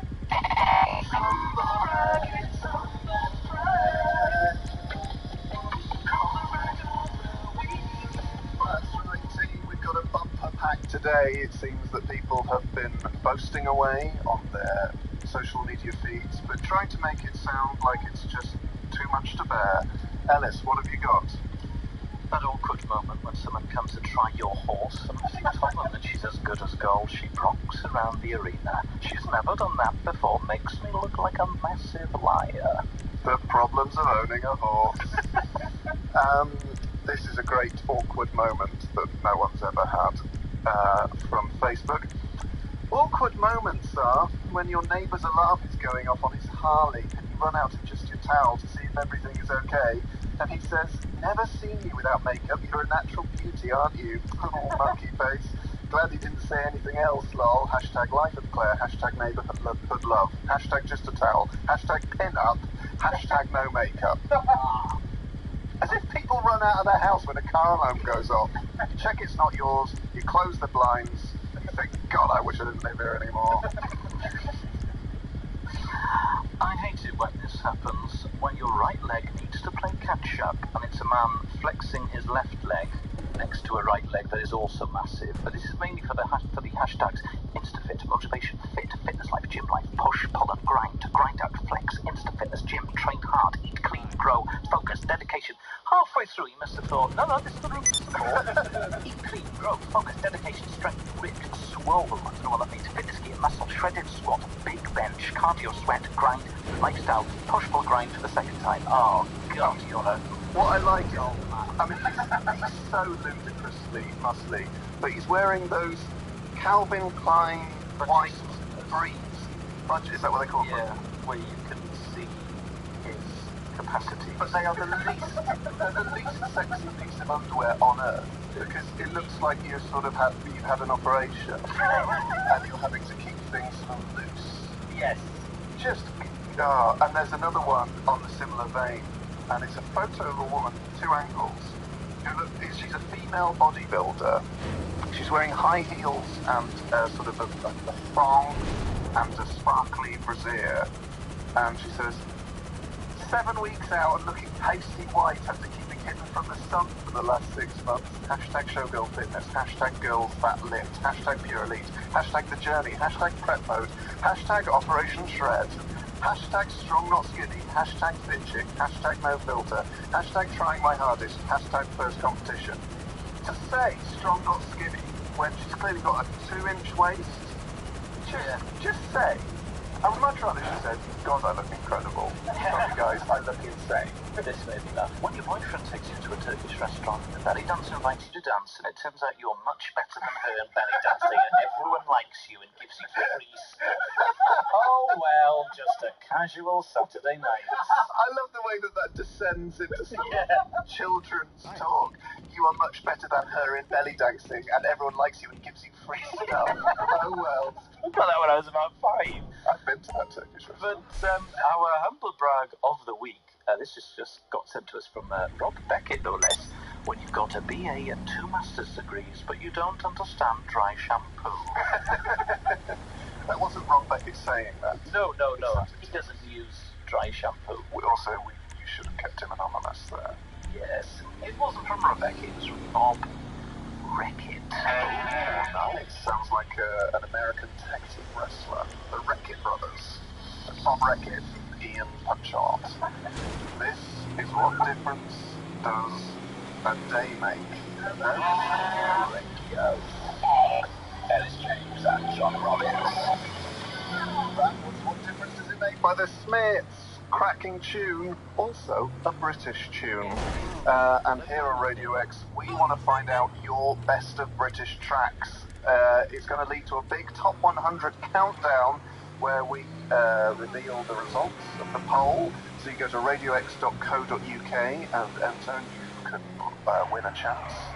There is a chance to win £1,000 and an iPad. We asked a lot of the presenters what they've picked for their best of British. Chris Moyles has gone with Let's Turn It On by Freddie Mercury. It's his best of British. Johnny Vaughan has gone for White Man by Queen, which is an album track off Day at the Races, which is actually about treatment of American Indians. Alana Bird has gone for Brian May's Another World, interestingly, a track off his album of the same name, released in the late 90s. So whatever your best of British is, be it an original Queen track or a solo work, do let us know. You may have to enter it in manually, because some of the better British tracks may not show up on the search, but let us know. Go to radiox.co.uk and you could win a sweet grand and an iPad. It doesn't have to be Queen or Freddie Mercury, I must point out. No, it could be Brian, could be Roger, could Yes. be Cross, it could be the Starfleet project, which is Brian May's solo project, could be the Biggle soundtrack by John Deacon. Could it be, I don't know, maybe a Queen tribute band? I think so, but then essentially it's still the same track. Yeah, okay, but so there's no Queen tribute band that you think have done a better version of the Queen song than Queen managed? No. That's at a separate. That would be madness. Okay. Not the band. No. You could vote for Madness if you're into that sort of thing. Not to my taste. Do you like Madness? I do like Madness. Madness is fantastic. Really? I find it annoying. I knew you would, but... I do like Our House, though. Oh, yeah, remember my house. But I wonder if I like that track because I like my house. I like the idea of liking a house. I suppose you don't like baggy trousers because the trousers you wear are relatively slim fit. Yeah. No, I don't like it. Driving my car? That sounds like a kid's song. I go driving in my car, beep, beep, beep, beep, beep, beep, beep. Imagine singing it at a Sunday school or a nursery. Come on, guys, get involved. Ellis James and John Robbins. X. To IKEA this weekend because the car is leaking oil and I have booked it in for its service on Monday and I don't want to risk it. Is that what that's called, Dave? What's it actually called? You know we can't go back. You know we can't go back. To IKEA. To IKEA. Because of the oil. I mean, stop asking. The car's done 200,000 miles, but we've had it regularly serviced, and that's actually fairly standard for a modern car. Yeah, if you want control over what we do with the car, you learn to drive. Buy a car. I'm forever driving you everywhere, and you're always giving me all of this. And not just get an automatic-only license, learn to drive a manual. Yes. Crying out loud. I only had 3 minor faults when I passed my test. I've done all the driving for 20 years in this relationship. Or actually, in retrospect, don't learn to drive, because I've seen you try and handle a full cup of coffee, and more often than not, it ends on the floor, so God knows what would happen if you ever got behind the wheel. Or a trolley in Morrison's. I think I just need some space. Yes. Can I go to the shed, please, to read my book? Oh, lovely. That's so nice, actually. So that was come off air early. That was Noel Gallagher. Folks, it's time to chat YouTube. That's right. It's our new initiative here on the Ellis James and John Robbins show. What we want to do is to draw upon the talent of our listenership, who are always sending and emailing little things they've made, and we thought, why not involve them in the quest to make Ellis James and John Robbins on Radio Ox. Radio Oxford. Yeah. Weirdly, the first ever... From Abingdon to... Well, the first ever thing I did on radio was for Oxford-only student radio station XFM. It was called XFM. And, fun fact, my friend sent me the CDs of my first 2 shows, which I broadcast between 1 and 3 a.m. Slightly the worse for wear from whiskey. And so I'm going to listen through them and see if there's any fun clips we can play. We need that to happen. Yes. Yes. Anyway, get back down to brass tacks. What we need from you listeners, our talented, beautiful listeners, is some shorter clips of our show which are slightly more digestible, which perhaps people can share on social media. So we can monetize our brand. To spread the word, because we appreciate, we love those of you who listen live, checking out all the great music we play. We also love John. Yes, actually it was very. We also love all the people who listen to the podcast, but we appreciate it's quite difficult to share the love when you've got a podcast that's an hour long. Yeah. So we've asked last week and again this week for people to animate, if they are so able, their favourite clips between 30 seconds and 2 minutes of our shows. You can take the clips from whatever podcast you want. And we've had, first of all, someone who has put up a link of their favourite clips on YouTube. These are unanimated, but perhaps give you a few ideas. So just Google me and Ellis on YouTube. There's a playlist.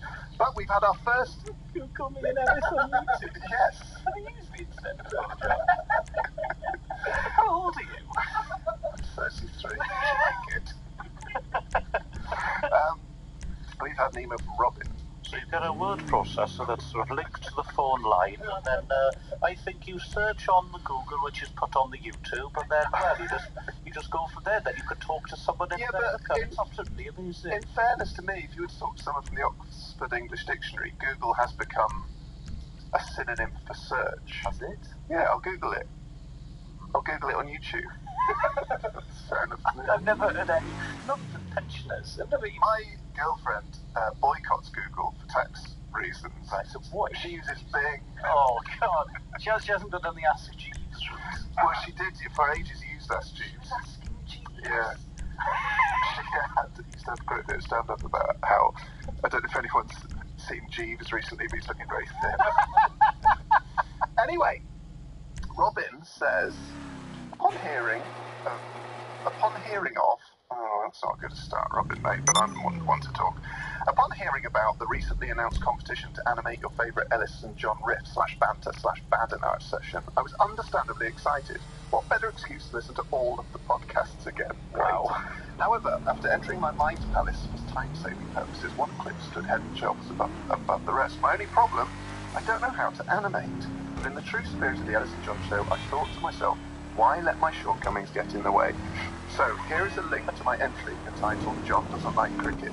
I hope you enjoy the amateur nature of the piece and reward me with my much in the same way as one might praise and reward an uncoordinated child for their participation and giving it a good go on sports day.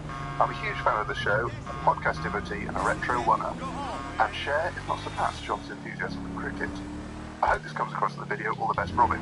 And we're now going to tweet the link to Robin. It's the first entry we've had. Yeah. He says he can't animate, but he's come up with a brilliant and very funny video. Yeah, and 4 of us watched it together before we went on air, held hands. Yeah. Great, it was really, I loved it. So if you've got, if there's a particular link or riff or something that you've enjoyed from the podcast and you are able to animate things, and you're that sort of talented person, then do send us a link, either tweet it to us at Ellis James or at the Magic Reverie, or email it to us to Saturday@radiox.co.uk with the subject line YouTube. Also, if you've got a friend who's an animator, send them across a clip, and we'll always give a plug if they've got an animation company, or if they're a self-employed animator, we'll give them a bit of time, and you can win the chance. And this, it hasn't been completely signed off, but we're hoping that the prize for this will be 150 million.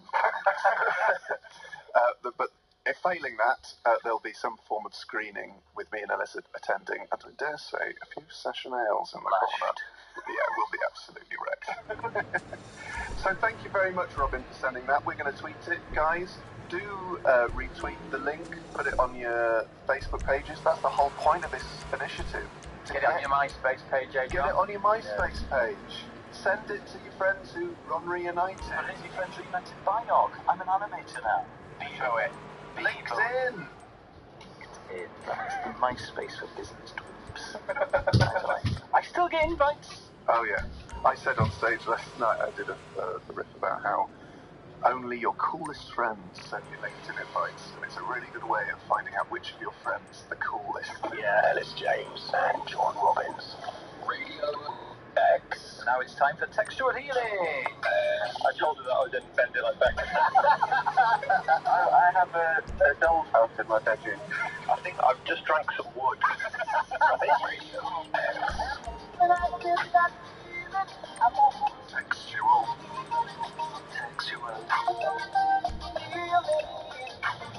Every week, John and I, we take the phone calls from listeners and we get to solve their problems, basically. If you have an issue that you think John and I can help you with, then do contact the show and we'll try our very best.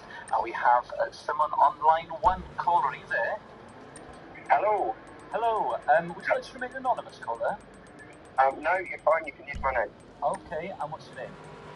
It's Christian. Nice to meet you, Christian. Okay, so what's the problem you have for John and I this morning? So I think, perhaps for the first time ever, I've got a problem that you two are definitely the best to solve. I've got loads of other people I can ask, but you two are the best. So I live in North Wales, Right. but I come from England originally. Okay, which part of England?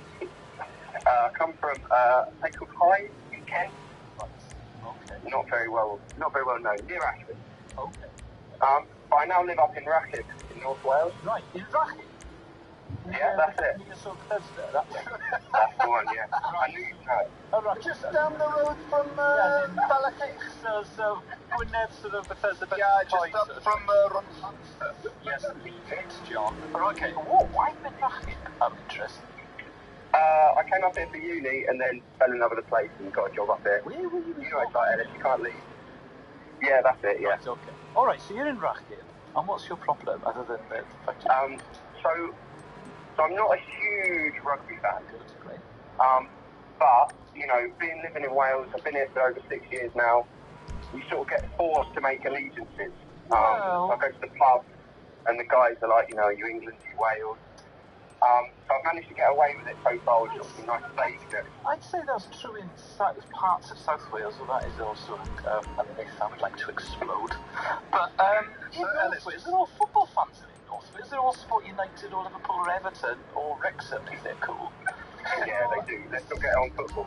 Let's get on football. So if they're either Wrexham if they're cool, Liverpool, Everton or United, in my experience, rugby's not that big in North Wales, is it? You're not being forced into, you're not living in Cumbrae or something. You're not being forced into these allegiances, are you? You're listening to radio. Yeah, well, when I go to the pub, the guys are, you've got to be England or Wales really. So I sort of just, just get away with it by just sort of it depends on who you're with. Those people that are really Welsh sort of have to become English, and then those people that are sort of quite, they don't mind too much, then you can sort of support Wales. Because I really don't mind. Probably I'd support Wales if I had to. Why aren't you talking about the fact that Snowdonia has been a designated national park since 1951? I can talk about that. It is a super national park. Who do you support football-wise, Christian? Leighton Orient. Oh, I once had to report to Leighton Orient supporters to the police. Did you? Yeah, and they chased me around the road. I've been to watch Leighton. They were spitting on people's backs. Like strangers walking up behind us spitting on their backs. That's Football 2016. You're welcome to it. Oh, come on, John. Why don't you talk about the fact that the Forest Commission owns 15.8% of the Snowdonia National Park? That is a sort of pub banter that North Williams. I can talk about that. In fact, part of my job, I do talk about lots of those things. I'm very big on promoting Wales. What are you, a tree surgeon? Or what do you work for the I wish that is the dream. No, I work for a company that do sports events. So we do triathlons and running races, cycle sport teams and stuff. That's not up here in North Wales. That's just what people post about on Facebook. That's the first step to humble brag. That's not all. That's midlife crisis. I don't do it. I just help organise 3 different disciplines. My ex-girlfriend's boyfriend doesn't listen to you.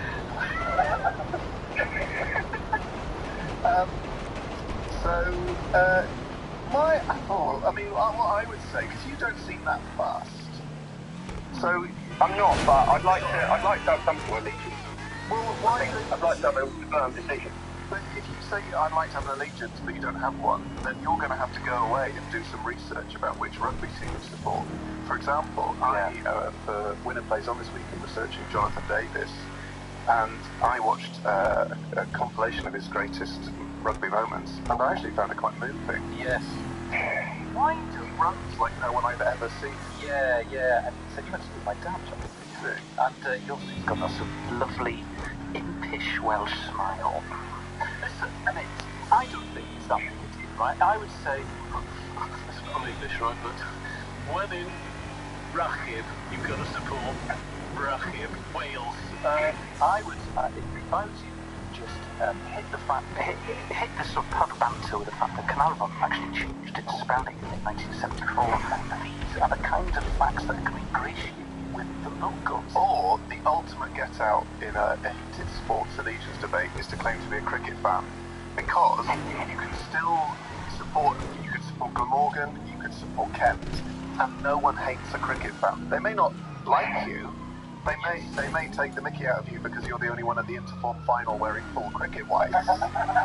However, they'll always go, oh, fair enough, are you into cricket? Yeah. Oh, he's a cricket fan. My mate Christian, he's into cricket. I'm into rugby. We still get on. We still have a pint. Whereas if you're into football, it brings up other things. He's got some very good facts about the fact that Snowdonia has been a national park since 1951. And the Carnarvon changes spelled in 1974. I like hanging out with Christian. He's a really good guy. That's a lovely mix of sort of Wrexham. That's a Wrexham accent, isn't it? Thank you very much. Yeah. Anyway, Christian, hopefully we've sort of solved your problem there. Yeah, definitely. Just don't worry about it. Don't worry about it. Chill out. Radio X. Ellis James and John Robbins. You're listening to Radio X, and it's time for Weekly Riff. This is the part of the show where we have nothing pre-prepared, and we've got 2.5 minutes to riff as well as we can. Ellis, hit me. Well, it's an idea for a feature that I haven't run past you yet, John. So are you ready? How do you feel? How supportive of me as a broadcaster do you feel? And a friend? I feel supportive of you as a friend and a broadcaster.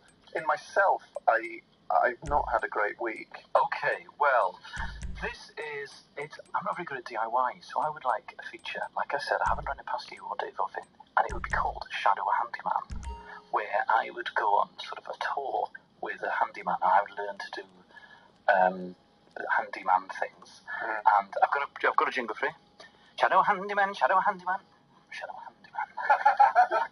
Well, I was sceptical until I heard your jingle. Yeah, and I talked about this at a gig, and there was a handyman in the second row, and I made him make certain assurances and promises that I think he was uncomfortable with, and then it was very difficult for me to perform comedy afterwards because the atmosphere had turned poisonous. But if you're a handyman or woman, if you're a handy person in the South East London area, and you're very patient, and you think that you can help me, do get in touch by tweeting at Radio X or texting. I think. Hey, did you just touch the screen of your computer? And it moved? Am I that boring, John? They're touch screen. Did you know that? No, I didn't know that. To touch it. Oh my god. That's amazing. Oh, the riff has turned. Can you minimise stuff? I just minimised it. No, That's insane. Okay. I'm like, this is like Blade Runner. Let's forget shadowing a handyman because we have entered 2003. You can go drag down on the text and tweets with your finger. Wow. Alan, can you see this? Yes, I'm doing it for John. I've gone mad. Drag down, mate. All right. Can you Right, okay, we need to stop this because I'm confused and I'm scared. I'm scared. I don't like new technology. Can I? That is why I might call the handyman down. I've accidentally turned it off, Dave. This is amazing. Okay. Oh my god. I can go back to the... Listen, this is making bad radio because we are now impressed at touchscreen technology like we've never seen it before. Yeah, but I've never seen it on a computer screen. No, I've never seen it on a computer screen. This is like Gavin Spacey when Rob Reigns' character sees a sat nav for the first time. Come on. It's quite difficult because I've got quite big fingers. Yeah, you've got nice hands. Thanks, mate. Someone brought their mum to see my tour show, and that was what their mum said. It's got nice hands. Really? Anyway, in conclusion, Ellis. Yeah. I like the idea. It would be like a Shadow Handyman. Shadow Handyman. Shadow Handyman. That's a different jingle. Yeah, it is. I forgot the first one. It would be like a sort of Radio 4 thought piece, wouldn't it? Yes. Dave, have you got any sound effects of just sort of background noises in a house? What's the drill? Okay, so we'll do it like Radio 4. I know this change. Today, I'm working with Bob. Bob's been a handyman for 6 years, and I thought I'd come and try and find some tricks of the trade. My finger! Bob, how long have you been a handyman? 6 years. 6 years, man and boy. And where do you get your things from? Keep doing the sound. I go to Screwfix or Selco. It's where the trade go. Going from Selco. You know, like on the end of it. It would be a bit like that, wouldn't it? Yeah, but that's what I want. Oh, sorry, I should have really asked. I want that to be for 3 hours every Saturday. It's my new idea. I'm taking Radio X in a slightly different direction. Dave, we can do it on the 1 a.m. till 4 a.m. slot. What do you think about that, Dave? Yeah. Done deal. Okay, well... I just found a load of sound. Do we got the sound effects? Yeah, go on now. They're all car sound effects. What is that? Well, I'll be a mechanic for a week. Okay. Okay. I'm in Charlton in South East London, and I'm going to... Get out of the way! Quick, get out of the way! What are you doing outside broadcasting a cycling lane for you, muppet? And I'm going to learn... Oh, get out of this car! I'm going to teach you a lesson! The clutch on a Honda Civic.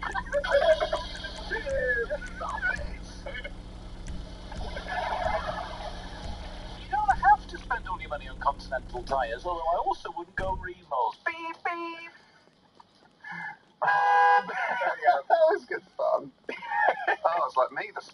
drove in and a lorry, you know when you're alongside a lorry and they indicate left and they just move and it's basically you get out of the way or... Yes. And I beat my horn and then I drove in front of him and I wound down my window and I made a rude gesture out of the window. That's what it's like living in Lewisham every day. That is what... Put that one on again. We had a text from... Imagine that with a siren on top and screaming. And you're hammered. And that... Move to Lewisham. We've had a text from a handyman's wife. Yeah, she says he fixes everything apart from my travelling jewellery workshop, and then Rebecca's given us a web address for me to sort of get involved with. This is going to be... He's called Chris Rea. It's called Chris Rea. He sees the text as Chris Rea, not of Driving Home for Christmas fame. He's the best handyman in South East London. I mean, he's officially a designer and events organiser, but he fixes everything. Oh, Chris Rea. Wait me till basic plumbing. Chris Rea. Ellis James and John Robbins. Radio X. The Sound by 1975, which reminds producer Dave of listening to Funky House in the early noughties. I love it. He was a media studies student at Sheffield. That's exactly it. Yeah. Anyway, Marcel? This is featured on British radio. It's Winner Plays On. John and I read the Beatles of our chosen specialist topics, and the winner gets to play the track of their choice. So my track, Should I Win, is Penny Lane by the Beatles. I'm answering questions on Jonathan Davis, the rugby player, the 1980s rugby player, not the modern one. John, what are you answering questions on? Well, my track also, and remember this is in tribute to the great George Martin, who passed away sadly this week, is another Beatles track, a better Beatles track, is called Don't Let Me Down. Okay, and John's answering questions on Winston Churchill for the third week, so the questions are going to get slightly deeper. Heads or tails, Elvis? You know, It's Queens for Queen. Okay, what would you like to do? I'll ask you questions on Jonathan Davis first. Okay, 5 questions on Jonathan Davis. Where was Jonathan Davis born? Chipsano. Correct. What's his nickname? Jiffy. Correct. Which was the first rugby league team Davis played for? Rugby League. Yeah. Witness. Correct. How many points in total did Davis score for Wales? Oh, no idea. 81. Is that all? Yeah. Oh, okay. And he's got 5 tries for Wales. Well, that's it. No, I'm sure that's problems right. with his Wikipedia page. A rugby league fan has removed all of the rugby union stats. Who did Davis play for when returning to rugby union in 1995? Cardiff. Correct. Oh, okay. Oh, well, clear out of fun. Oh. Any German listeners listening? Clear out of fun. Right, okay, John. Here in the Jugendzentrum. Jugendzentrum. Questions on Winston Churchill starting now. An amateur bricklayer, why was Winston Churchill expelled from the Amalgamated Union of Building Trade Workers? Well, I know his bricklaying was awful. He used to do it at charts with it, and they would have to redo it after he'd done it. Yeah, it was how you'd unwind. He'd lay bricks. For bricklaying drunk. No, for his membership in the Conservative Party. Complete this quote. You have enemies. Good. Night. Don't have bad dreams. No, you have enemies. Good. It means you stood up for something sometime in your life. Question 3. As Chancellor to Baldwin, during the 1925 budget, Churchill controversially returned sterling to its pre-war parity with what? The gold standard. That's correct. Caused deflationary pressures on the pound.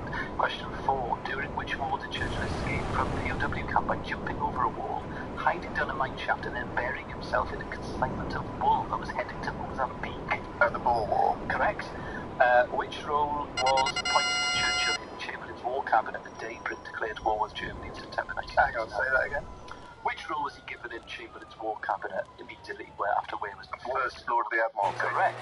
So what was that? 3? Ooh. So is it 4-3? Yeah.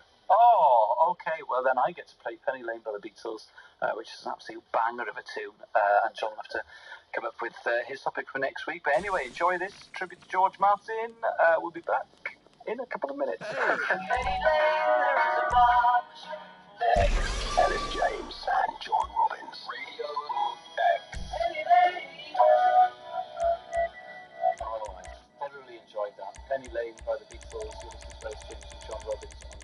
because I go to play Penny Lane, as I won Winner Plays On this week by answering questions on Jonathan Davis.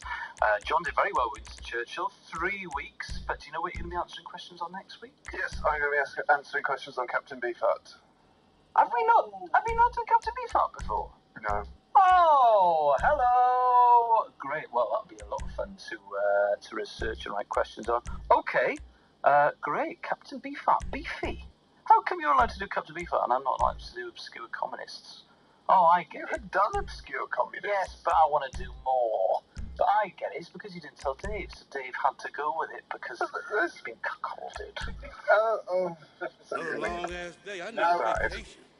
Captain Beefheart is a perfectly legitimate topic and should be on everyone's reading list. Yeah, he's on the XFM playlist, the Radio X playlist. Oh dear, you're covering yourself in glory here, mate. Let it go. I tell you what, Electricity or Zigzag Wanderer would really fit on Radio X. Zigzag Wanderer. That is an absolute belter of a tune. I'd love it, Dave, if you were the sort of renegade that would just whack it on now and to hell with the consequences. And then Radio X. Ellis James and John Robbins. Radio X. It's time for Radio X.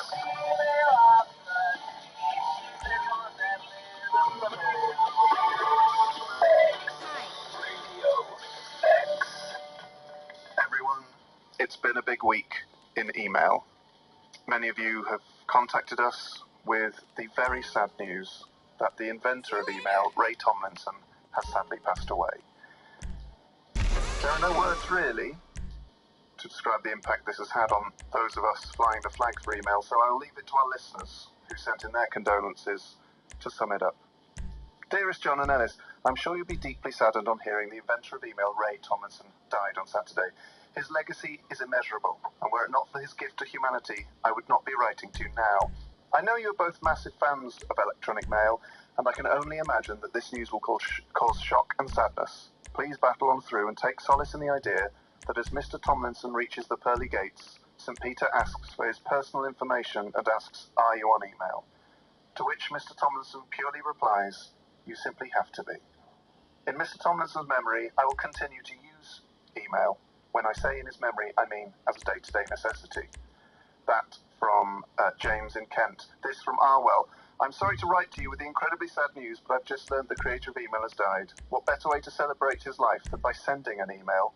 I'll be raising a session ale to CC and BCC him tonight. Ray Tomlinson will always be on email in our hearts. You absolutely have to be these days. That's from Scott. Thank you so much for your emails in reference to the passing of Mr. Tomlinson. What an absolute legend. What a gift. What a trailblazer. He gave to the world. And he gave it for free. Yeah. See, Tim Berners-Lee style. Yeah, he doesn't get a penny for every email he sends. No, absolutely amazing, really. But anyway, we'll be keeping it session in memory of Ray Tomlinson. But talk of keeping it session, we've had an email in from Kaylee with a question for the two of us. Dear John and Ellis, I was wondering if you could settle a discussion I've been having with my husband about keeping it session. I am a stout drinker, and as I'm sure you know, the percentages can be pretty high. Therefore, when we're out, I will drink a half pint of 6 or 7% stout, while he has a pint of a lesser percentage ale. My argument is that by drinking a higher percentage drink but less of it, that will count as keeping it session. He reckons that's wishful thinking. What do you guys think? Well, I have ruled on this in the week. I emailed them. Shall I read my ruling, Ellis? Yes. 4 pages long. So this is the email I sent to Katie. This is a tricky one. After a lot of thought, I have to rule that you are not keeping it session. Keeping it session is a term used to describe percentage and not units. By your logic, drinking a shot of vodka would be, quote, session, and we couldn't have that. Also, in a broader sense, the church of keeping it session is one that seeks to promote ales of a weaker ABV, less than 4.5%, and the more palatable ales that range tends to provide. Finally, the end goal of KISS is to allow for more drinks to be enjoyed before the inevitable shame/embarrassment/hangover kicks in, which your tactic is clearly in opposition to. I'm sorry not to rule in your favour. These are my findings. John loved writing. I'm sorry not to rule in your favour. I think he wants to be a magistrate. I absolutely love it. No one would get on.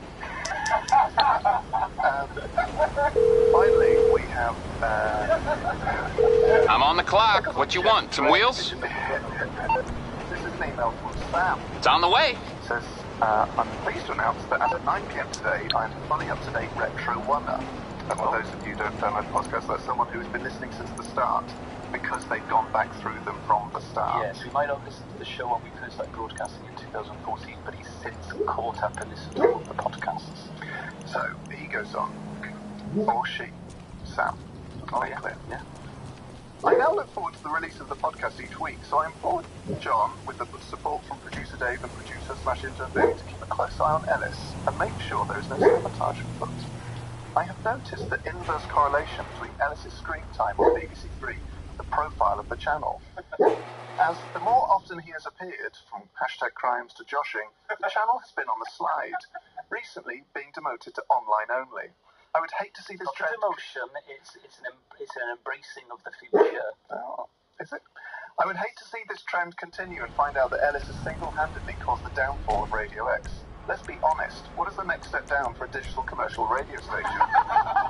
Presumably handing out poorly photocopied lists of your top 5 Gorkies and Queen songs at Waterloo Station. Yeah, sounds alright. Yeah, sounds good. Sounds quite good. I don't want to see that on my way to work. It would make me sad. Love you, Sam. So, Ellis, what are you doing to ensure that your impact on BBC Three does not transfer to Radio X? I am letting you take most of the links and just keeping my fingers crossed. Do you know what? Oh God, is it my fault? Well, I saw David Schneider, the director of Joshing, sent a lovely team photo of the writers' room for the script for Josh, and many listeners pointed out that there was no space for me there, so I can only imagine you're keeping it a surprise. Yeah, what my cameo is. We're going to read around basically John Robbins racing station. So it'll be like so John Robbins in Ibiza with some young people. John Robbins meets. Yeah, I mean, obviously you're trying to be amusing. Being light-hearted. Yeah, but in all seriousness. In all seriousness. Obviously you're sort of now going down to the tier 2 of cameos in Josh, who are friends of ours and stand-up comedians. Yeah. So, what's been set aside for Robbins? All right, I don't want to say it, but you play someone who's in prison for fraud. Great. Oh God, I thought you'd be sad about that. No, I'm happy. Yeah, episode 6. You are a credit card fraudster. Really? Yeah, but you choose it. It sounds like you're making this up off the top of your head, Ellis. It doesn't sound like this has been okayed by Schneider and loads of Vaseline. You've got the softest lips in any prison. I'm a prisoner who buys loads of Vaseline. First, I'm not sure of that sort of humour. I have been suffering recently from dry hands, so I could probably draw on that. Excellent. Okay, leave it with me. Radio. Ellis James and John Robbins. That was Left Hand Free by Alt J. Fun fact about Alt J, he's British. And right now on Radio X, we are celebrating all things British. Full English breakfasts, Welsh broth, the M1. The M1. We're talking about British music. You two, get out of town. Crowded house? I don't think so, but I am a fan. We want to know your very best of the British music scene. From George Formby to Chas and Dave, it's Britain. We're asking you to choose your top British tracks and go to radiox.co.uk to vote, register, and you stand to win an iPad and £1,000. I have registered my votes for Bohemian Rhapsody, one from every IP address I have access to.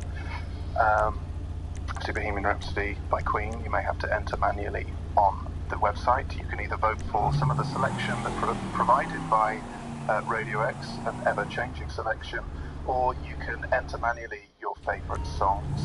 If you're listening to this and you like me, then do vote for Bohemian Rhapsody. However, it's time for Ellis to reveal. Now, before we started this thing, Ellis had whittled it down to 16 tracks. Yeah, and there's also a separate category of Best of Welsh. Well, Welsh counts as British. It does, but it's a really good category. And the Welsh ones, I mean, there's Simple Snow like Frozen to the Animals, or Patches Up on the Gorkies, or Design. Okay, this is not rambling selection. I am also. Can you tell us to the mass? Pay attention to some of the more recognisable songs. At the moment, riding to my James, Fun of Verve, Heroes by David Bowie, Blue Monday by New Order, I think My Generation by The Who, and I think I'm the Wars from Beatles. Oh, is that your favourite Beatles song?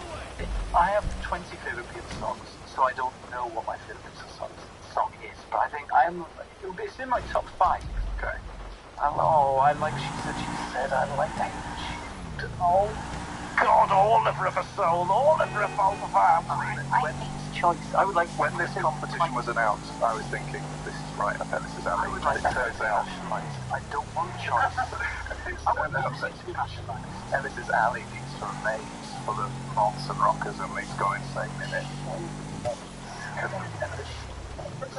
In a shame maze, mate. At the same time, lost in my own maze. I haven't had fun in my maze for about 20 years. Well, that's all from us today. We do hope you enjoyed the show. The podcast will be available soon. My tour heads at pace to Shrewsbury tonight. Leeds next Friday, which was put in after clamour from Radio X listeners. I'm coming to see you up north, so head to Leeds next Friday. And all the other dates are on johnrobbins.net/gigs.php. Anyway, thank you very much for listening. Cheers, goodbye. Bye. Radio. Ellis James and John Robbins. So, welcome to the Keep It Sessions, the regular feature where Ellis and I choose some tracks to introduce you to. Now, last week I sort of got ahead of myself and said I would pick Bonnie Prince Billy, but then I started thinking about it in the week and I sort of got lost in my mind palace and was just not able to choose. Too emotional. Yeah, and also it's very tricky because you want to give something that sort of grabs people by the jaffers, but also Bonnie Prince Billy's.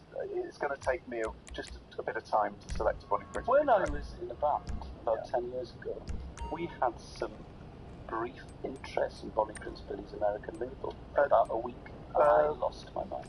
Drag City. Was it Wolf Creek Records or something? Or something like that? I can't remember. We got a couple of emails and then that avenue of communication dried up. So instead, instead of Bonnie Prince Billy, this week I'm going to play a track from someone with whom I'm sure many of you will be familiar, Mr. Lou Reed, who I realised this week is the only music legend I've ever been a fan of at a time when they're alive. So I think he is to me what Bowie was to a lot of people.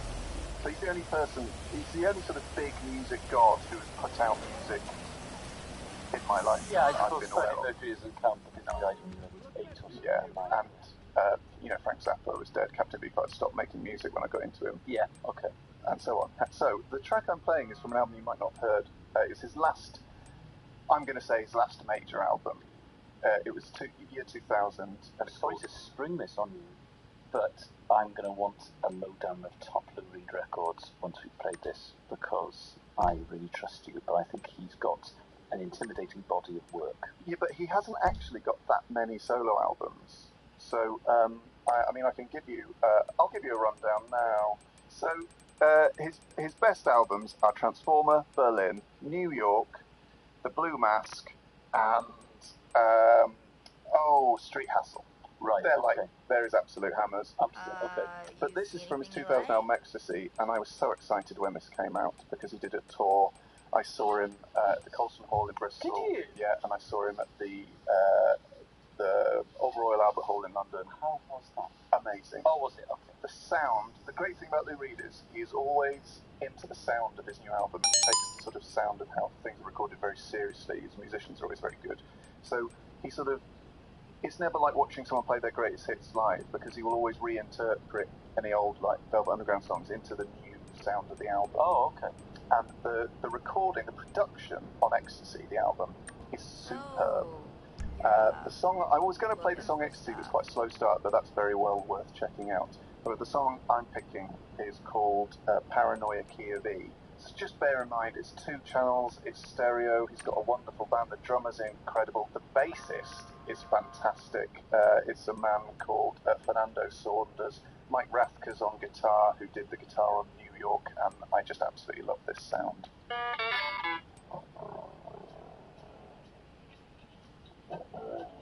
Cool. if you need a hand, okay? I had a special effects pedal made for that sound.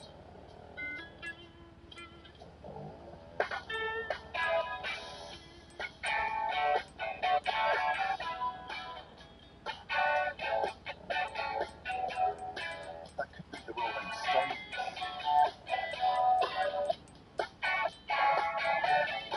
How come you say you will and then you won't?